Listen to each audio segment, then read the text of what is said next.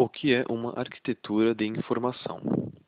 É a estratégia que permite estabelecer relações adequadas entre pedaços de informações, de forma que seja possível resgatá-las de maneira simples. De forma geral, a arquitetura de informação seria a organização de um meio digital. A estrutura visual e de navegabilidade de um site ou um CD interativo, por exemplo, são responsáveis pela arquitetura da informação, a qual é estudada a sua melhor disposição para acessibilidade e usabilidade. Fale sobre as regras de navegação de Kruger. Kruger sugere duas leis de navegabilidade que podem otimizar o processo de interação do usuário. Uma delas é: não me faça pensar. Pense pelo usuário. Imagine tudo que ele possa questionar e então responda isso por meio da interface. O pensamento do usuário é o seguinte: não importa quantas vezes eu tenha que clicar, desde que cada clique seja uma escolha instantânea e inequívoca. Não me faça pensar, mas me recompense pelo clique feito. O menos é mais. Omita palavras desnecessárias. Corte metade das palavras da página. A partir deste resultado, exclua outra metade. Livre-se ainda da metade que sobrou. O resultado é a descoberta de que realmente era muita coisa. Portanto, facilite a vida do usuário. Ele não precisa adivinhar aonde está e o que deve fazer para achar a informação desejada. E o princípio norteador dos web design deve ser sair do caminho e fazer com que os usuários tenham sucesso em suas buscas. Quais são os quatro pilares da arquitetura de informação? São os sistemas de organização, navegação, rotulação e busca. Por que a AI é importante? A arquitetura de informação é importante porque afeta diretamente os custos de encontrar uma informação, não encontrar uma informação, custos de construção e manutenção dos websites, custos de treinamento de funcionários, valorização da marca. O que é e para que serve a navegação? A navegação é um conceito muito mais amplo do que a pesquisa de informações por estudantes na web. A navegação exige do sujeito interatividade dentro dos mais diversos links, que vê o usuário não só como mero receptor e reprodutor de informações, mas vê o indivíduo como ator e autor dentro de uma leitura dinâmica, que difere muito escrita e leitura tradicional. A navegação possui duas funções básicas para o usuário. Primeira, indicar sua localização. Mostra a posição do usuário em relação ao website como um todo e identifica em que website o usuário está. E segundo, mostrar o caminho correto para seguir e chegar ao seu destino. Posiciona o usuário em relação à estrutura interna do website. Cite dois estilos de menus. Barra de navegação, que é definida por uma área visual distinta da página, contendo uma lista de links orientada vertical ou horizontalmente. Abas de navegação, definidas pelas conhecidas abas de fichário, que parecem individualizadas e que normalmente destacam a aba que está sendo utilizada. Quais os modelos de navegação existentes? Modelos de navegação estruturada. Modelo de estrela. Como esta é a única página que possui links para as outras, se o internauta quiser ir de uma página para outra, é preciso voltar e passar pela página central todas as vezes. Modelo de roda. Nesta estrutura, você tem conexões entre todas as páginas e assim o visitante pode ir de uma página a qualquer outra em apenas um clique. É o tipo de coisa que você quer que aconteça. Modelo de rodas em cadeia. Você deve usar um menu horizontal ao topo para as seções principais e em cada uma delas um menu vertical local, ou se preferir, um menu vertical com todas as seções e subseções. Neste caso, lembre-se de colocar alguma marcação visual que lembre ao visitante em que seção ele se encontra. Modelo de túnel. Este modelo é usado quando você quer direcionar a navegação. Modelo misto. Você pode combinar sites distintos num esquema de navegação mista. Considere um site sobre esportes que tem uma estrutura de roda ou cadeia de rodas. Na seção sobre tênis, há um link para o site de uma escolinha de tênis, que tem estrutura de túnel, apresentando a escola e, no final, um formulário de inscrição. Navegação desestruturada. Há outro tipo de navegação que chamamos de desestruturada, porque não há uma estrutura definida. Um exemplo conhecido são os banners. Muitos deles são colocados em posições inusitadas, como no meio de um artigo. Isso é uma tentativa de chamar a atenção e fazê-lo ser visto. Qual a diferença entre navegação global, local e suplementar? Navegação global é o conjunto de links que representa as categorias do primeiro nível do site e que aparece em todas as páginas do site. A navegação local complementa a navegação global e pode ser alterada de acordo com a área ou seção do conteúdo. A navegação suplementar é uma forma de navegação alternativa que oferece caminhos para acessar conteúdos fora da área contextual ou hierarquia estabelecida. O que são indicadores de posição? Indicadores de posição fornecem ao usuário sua localização.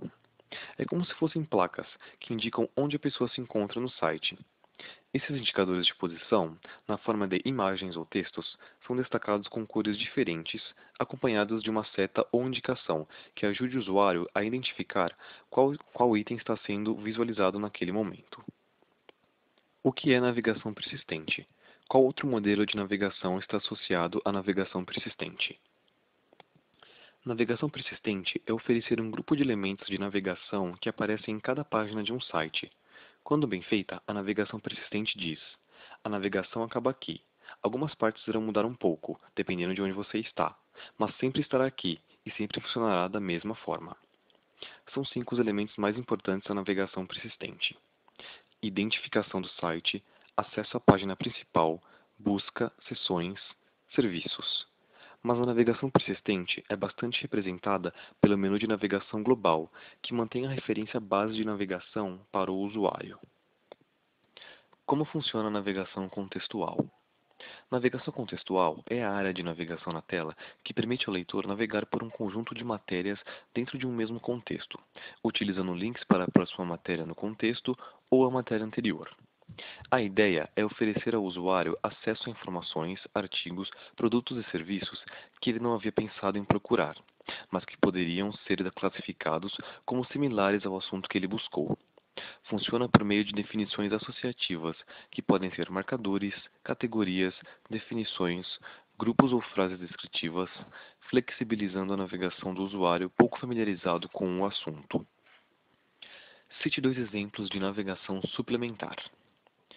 No site de notícias da Globo, na parte inferior, você encontra navegação suplementar na forma de mapa do site, onde oferece uma visão geral do site.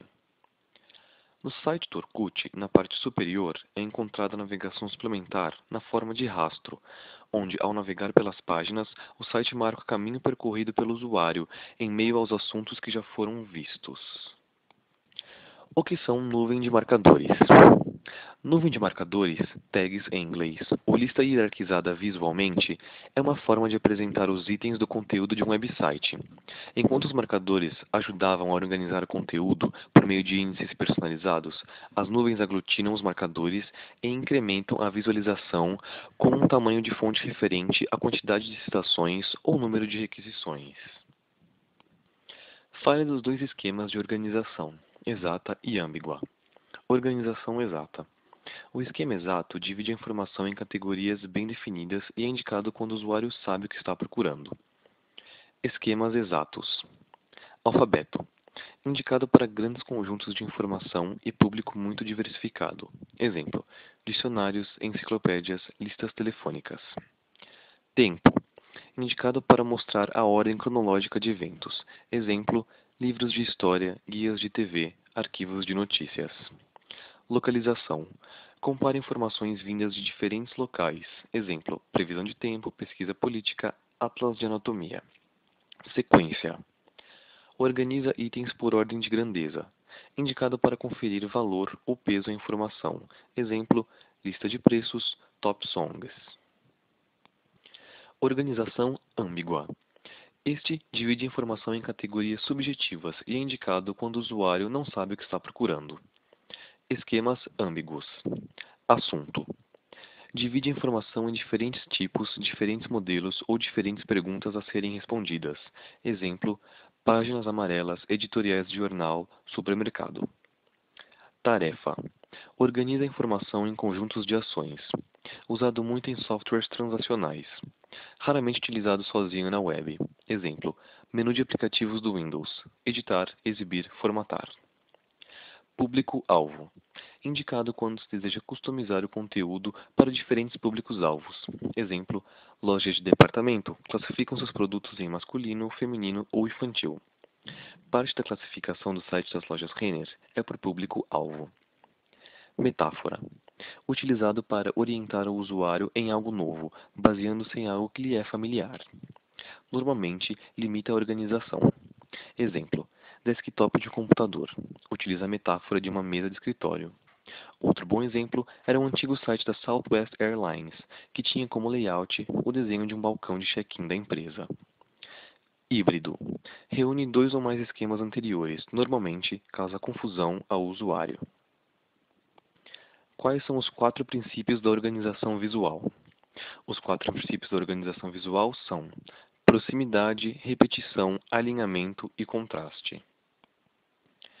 O que são rótulos e como eles podem se apresentar? Rótulos são nomenclaturas dadas aos sites de menus, botões e textos de instrução que precisam ser clicados. Podem ser encontrados em 2 formatos. Textual, composto por uma ou mais palavras. Não textual, reconhecidos por ícones. Imagens pequenas que representam conceitos e indicam o acesso ao detalhamento de algum tipo de informação. Fale sobre os rótulos enganosos, imprecisos, inconsistentes e impróprios. Rótulos enganosos. Causam confusão, mas parecem ter um significado claro. Quando acessados, aparecem como algo inesperado e surpreendem o usuário com algo que lhe não interessa. Rótulos imprecisos. Esse tipo de rótulo não passa ao usuário nenhuma ideia do que significa ou para onde o levarão. Rótulos inconsistentes. Ocorrem quando a mesma página é referenciada de forma diferente. Sempre utilizar rótulos iguais para funções iguais. Rótulos impróprios. Uso de jargão, linguagem técnica e não familiar ao usuário. A banalização da criação de novas palavras ou termos para novos conceitos devem ser ponderadas e cuidadosamente estudadas para verificar se o usuário seria capaz de entender um novo termo. Qual a importância da busca no projeto de arquitetura de informação? Determina as perguntas que o usuário pode fazer e o conjunto de respostas que irá obter.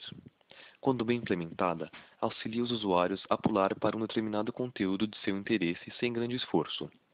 Proporcionar ao usuário possibilidades de utilizar filtros e refinar os resultados da busca demonstra preocupação com a satisfação do usuário e garante o consumo da informação. Cite as atividades do projeto de AI. Pesquisa, concepção, especificação, implementação e avaliação. I've been watching you, a la la la la long, a la la la la long, long, long, long, long. Come on, a la la la la long, a la la la la long, long, long, long. Hey, standing across the room, I saw you smile. I said I wanna talk to you for a little while, but before I make my move, my emotions start